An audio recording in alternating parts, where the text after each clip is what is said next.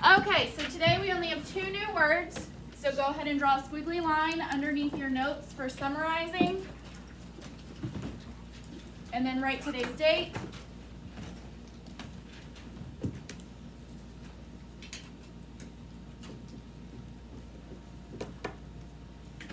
And we're going to start with number 7,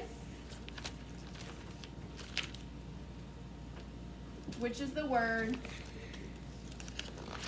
memorial. Pretty sure we had this word with,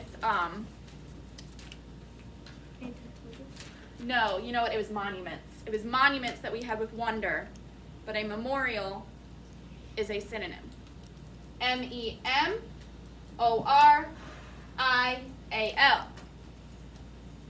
M-E-M-O-R-I-A-L. Memorial. It is a synonym for a monument. Words that are synonyms are also the same part of speech. Monument is a noun, so memorial is also a noun. A memorial is a noun. And it is just like a monument. It is something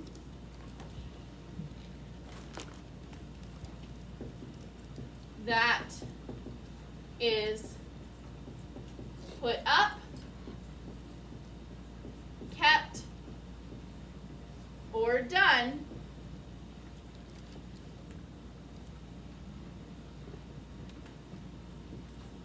to remember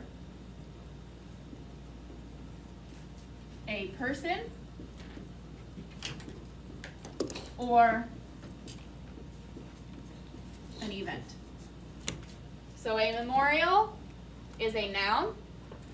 It is something that is put up, kept, or done to remember a person or an event.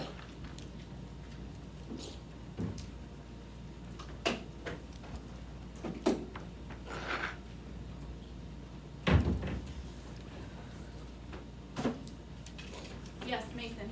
What if I don't have those for next note? You can put it on the back. Yes, Victoria. Like ashes. I'm sorry, say that again. Ashes. Ashes can be a memorial.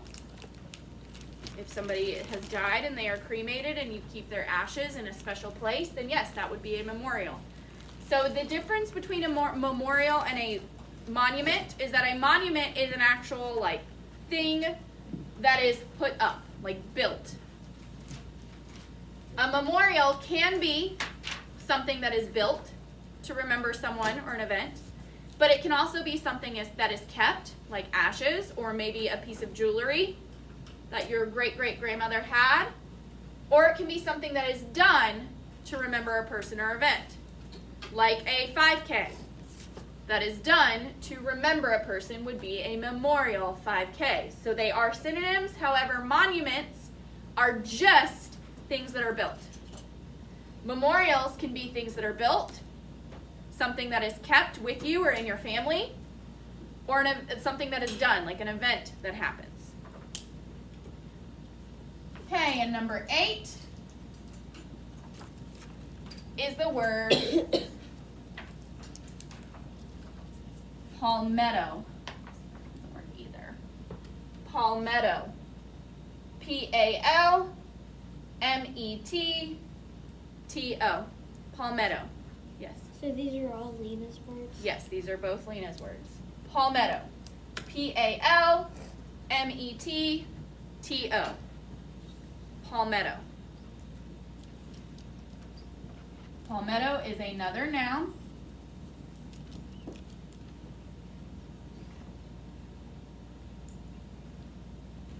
And it is a short palm tree with leaves shaped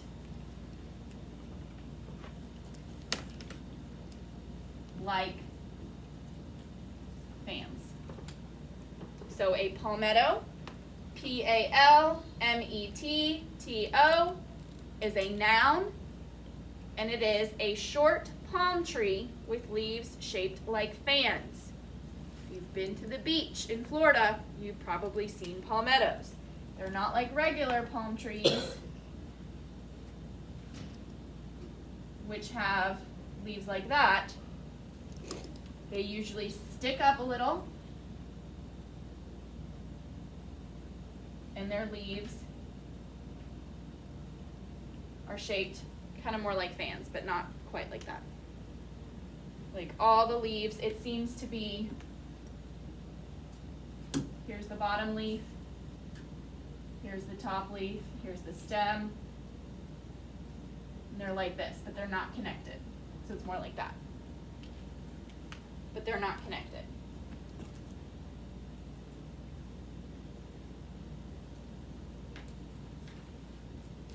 Like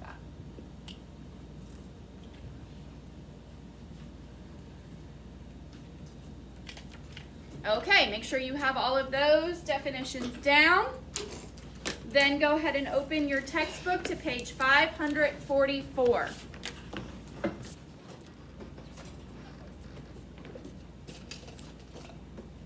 Carla, please read to us the genre of this story that we're going to read today and tomorrow. Genre.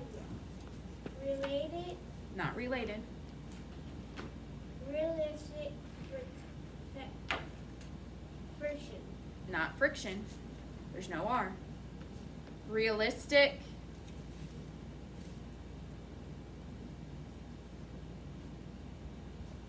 Cullen? Fiction.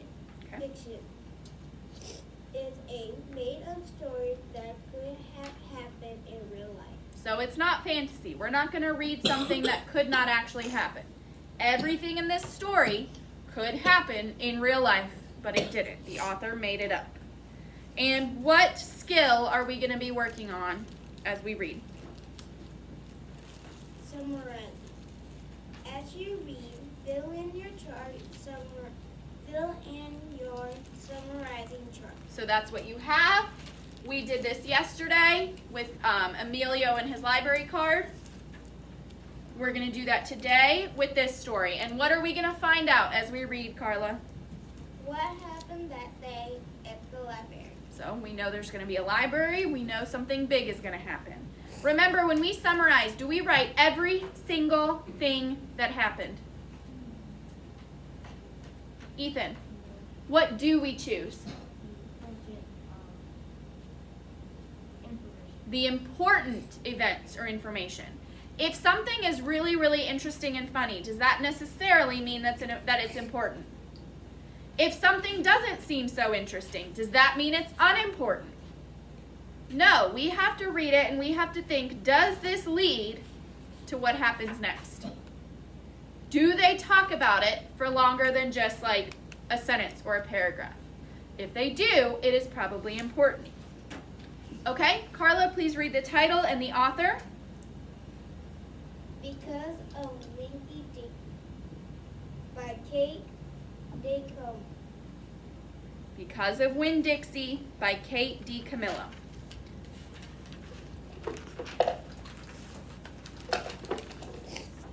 Smith, read next.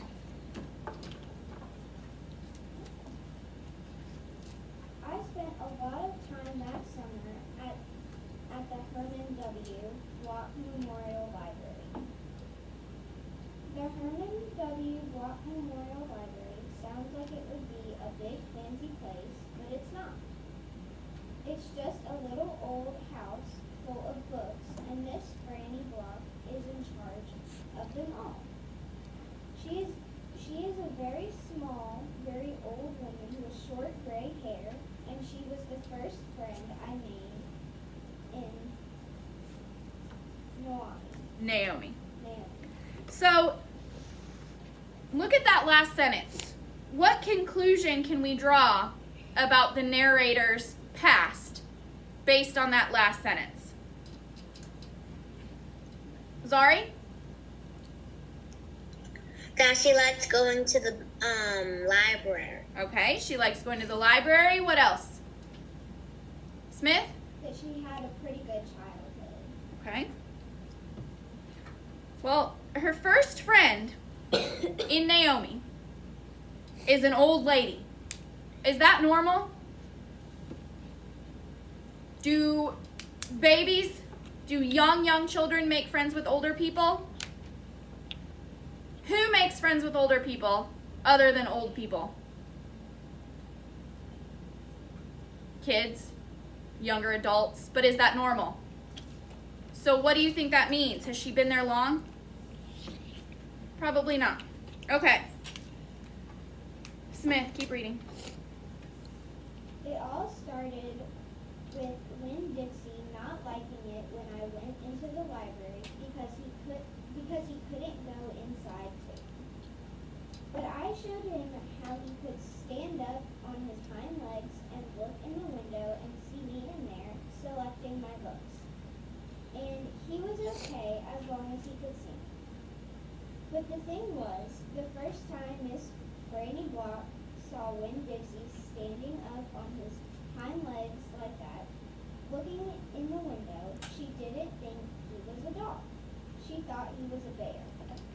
Okay. So what do you think is important? What do you think is the first important event in this story?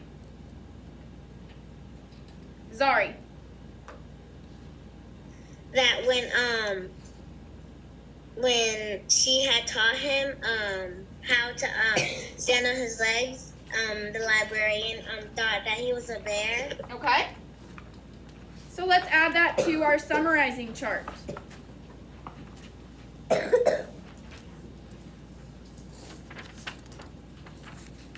The narrator, make sure you listen because I know it's small, but I have to write small in order to fit it. The narrator shows Winn-Dixie how to look through the window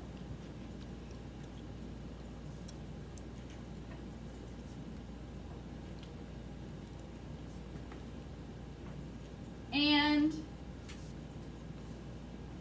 Miss Franny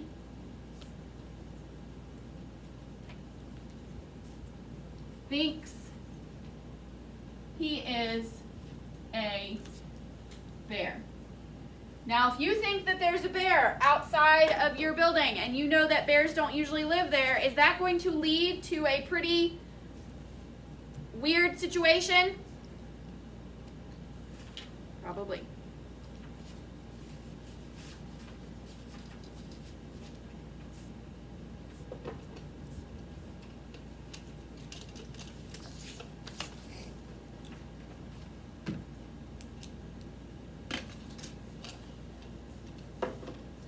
I am going to read next. Make sure you add the narrator shows Winn-Dixie how to look through the window and Miss Franny thinks he's a bear. That is a summary of that second paragraph. That whole paragraph is first about the narrator showing Winn-Dixie how to look through the window of the library, and then Miss Franny thinking he's a bear. This is probably going to lead to a situation. That's why it's important. Because if you see a bear outside your window and there's not bears in your area, well, you're going to have to deal with it in some way. This is what happened. I was picking out my books and kind of humming to myself, and all of a sudden there was this loud and scary scream. I went running up to the front of the library, and there was Miss Franny Block sitting on the floor behind her desk. "Miss Franny," I said, "are you all right?" "A bear," she said. "A bear?" I asked. "He's come back," she said. "He has?" I asked. "Where is he?" "Out there," she said, and raised a finger and pointed at Winn-Dixie standing up on his hind legs, looking in the window for me. "Miss Franny Block," I said, "that's not a bear, that's a dog. That's my dog, Winn-Dixie." So, it was more than just a sentence about the bear, right? We have a whole thing. Do you think that's going to change Miss Block's ideas about Winn-Dixie? The fact that she first thought he was a bear? Maybe.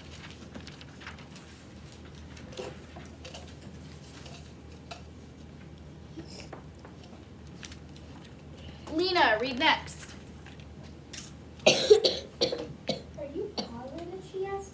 Yes, Mama, I told her. Ma'am, that says ma'am. Yes, ma'am, I told her. I'm positive. He's my dog. I wouldn't know him anywhere. Miss Franny sat there trembling and shaking. Come on, I said. Let's help you up. It's okay. I stuck out my hand, and Miss Franny took hold of it. And I pulled her up off the floor. She didn't weigh hardly anything at all. Once she was standing on her feet, she started acting all embarrassed, saying how I must think she was a silly old lady, mistaking a dog for a bear. But she had a bad experience with the bear coming into the Herman W. Block Memorial. No, that's our vocab word.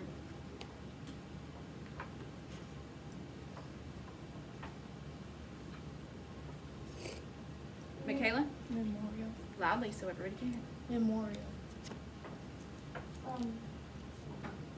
Herman W. Block Memorial Library a long time ago, and she never had quite gotten over it. When did that happen? I asked her. Well, said Miss Franny, it is a very long story. So, we're still talking about the bear. Somebody, in your own words, summarize what happened on this page. Victoria. The narrator cleared stuff up with Miss Franny, and then she asked,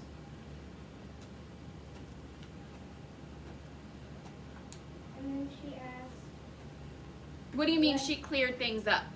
When we write summaries, we can't copy directly, but we do have to be clear of what happened. What do you mean she cleared things up? She told Miss Franny, the narrator told Miss Franny that it was just her dog and she was positive about it. And the narrator asked Miss Franny about her experience with the bear. Okay?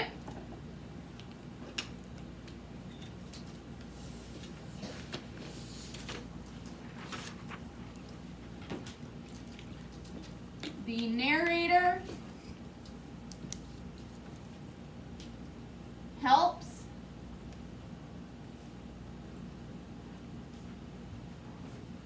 Miss Franny. I can't remember exactly what you said, so I'm just going to summarize what you said. Helps Miss Franny and tells her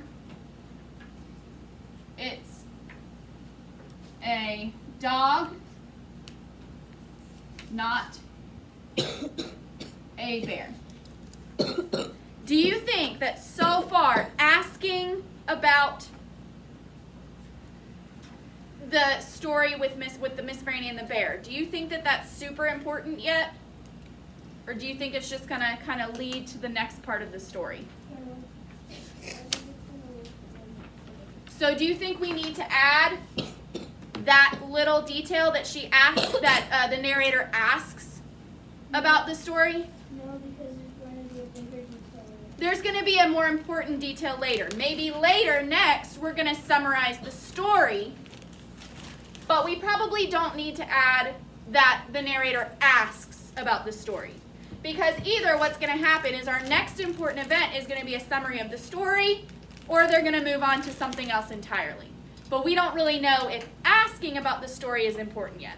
But we do know the narrator helping Miss Franny to feel better is probably important. Because if somebody makes you feel better about something, how do you feel about that person? We have like a couple people actually participating in this lesson. You guys are lucky I don't give participation grades. Cullen. Trying to think of the word I was fixing. Think of a different word then. Sorry? Well, I couldn't really hear it. Okay, let's just move on. Okay. Michaela, read next.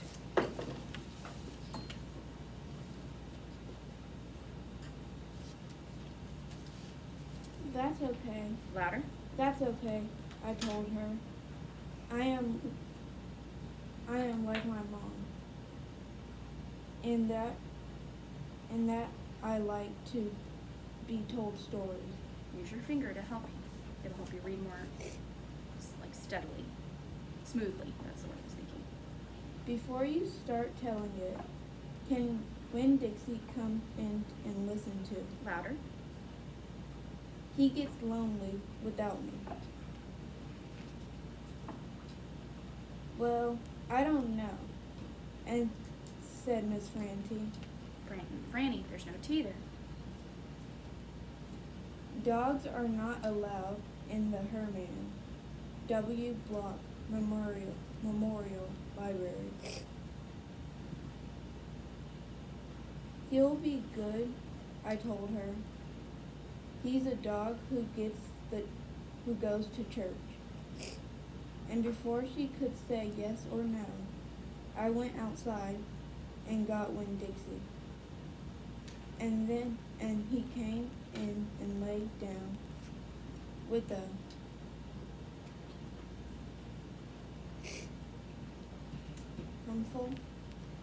Humph. and a sign Not a sign.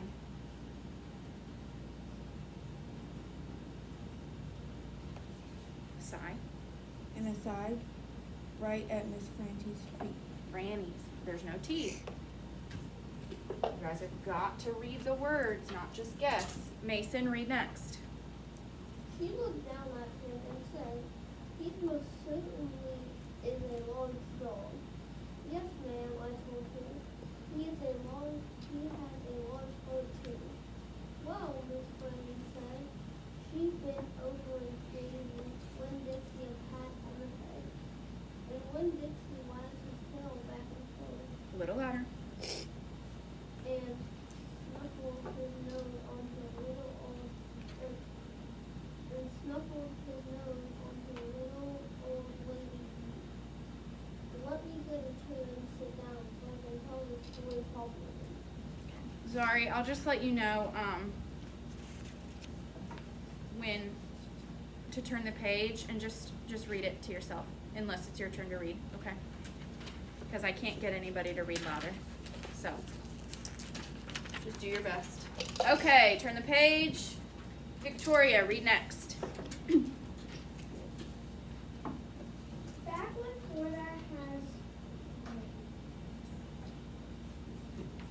when Florida was wild, when it consisted of nothing but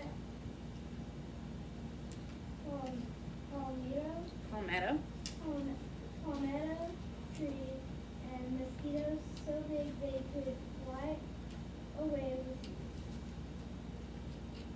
Miss Bernie Block started and I was just a little girl, no bigger than you. My father, Herman W. Block, told me that I could have anything I wanted for my birthday. Anything at all. Keep going. Miss Franny looked around the library. She leaned in close to me. "I don't want to appear prideful," she said, "but my daddy was a very rich man.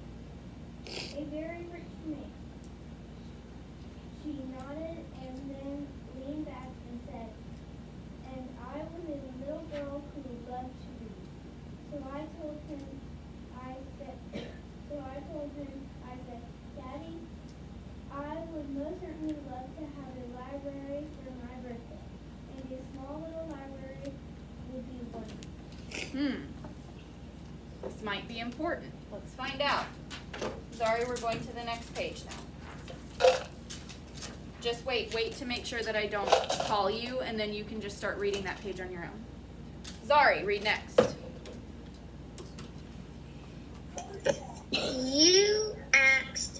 a whole library? A small one, Miss Franny nodded. I want a little house full of nothing but books, and I want to share them, too. And I got my wish. My father built me this house, the very one you are sitting in now. And at a very young age, I became a librarian. Yes, ma'am. So in one sentence, who can summarize how Miss Franny became a library? In one sentence. Cullen. She asked for a library, and her dad built a library for her. Okay. So,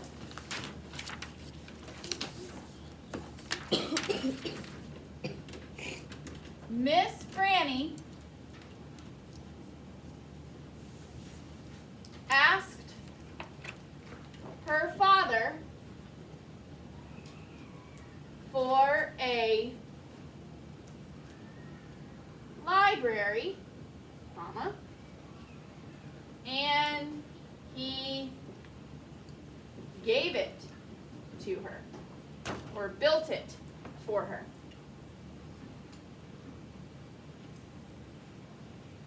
So Miss Franny asked her father for a library, and he built it for her. That's how she became a librarian, because Miss Franny, as a child, asked her father for a library, and he built it for her. So then she had to take care of it. She had to run it.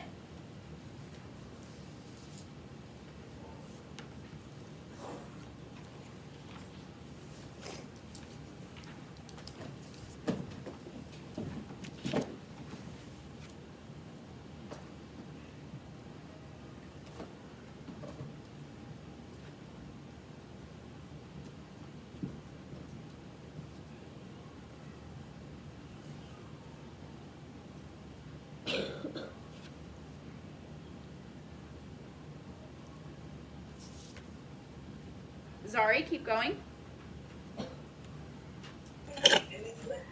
What about the bear? I said. Did I mention that Florida was wild in those days? Miss Franny Block said. What state does this story take place in? Carla?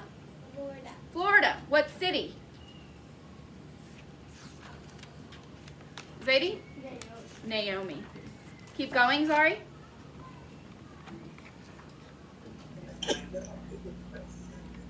It was wild. There were wild men and wild women and wild animals. Like bears. Yes, ma'am. That's right. Now, I have to tell you, I was a little Miss Know-It-All. I was a Miss Smarty Pants with my library full of books. Oh, yes, ma'am. I thought I knew the answers to everything. Well, one hot Thursday, I was sitting in my library with all the doors and windows open, and my nose stuck in a book. When a shadow crossed the desk, and without looking up, yes, ma'am, without even looking up, I said, "Is there a book I can help find you?" Thank you, Zari. Mason, read next. Well, there was no answer, and I thought it might have been a wild man or a wild woman. Scared of all these books and afraid to speak up, but then I became aware of a very peculiar smell, a very strong smell. I raised my eyes slowly, and standing right in front of me was a bear. Yes, ma'am, a very large bear. How big? I asked. Oh, well, said Miss Franny, perhaps 3 times the size of your dog. Okay. And that's it for today. We'll finish the story tomorrow. Go ahead and use your summarizing chart as a bookmark so that you know where to stop tomorrow. Then go ahead and clear your desk and get ready for PE. Zadie, once your desk is cleared, please open the door. While you're waiting, you may read. If you're not finished with your Phantom Toll Booth journaling, I need you to finish this. Yes, Aaron.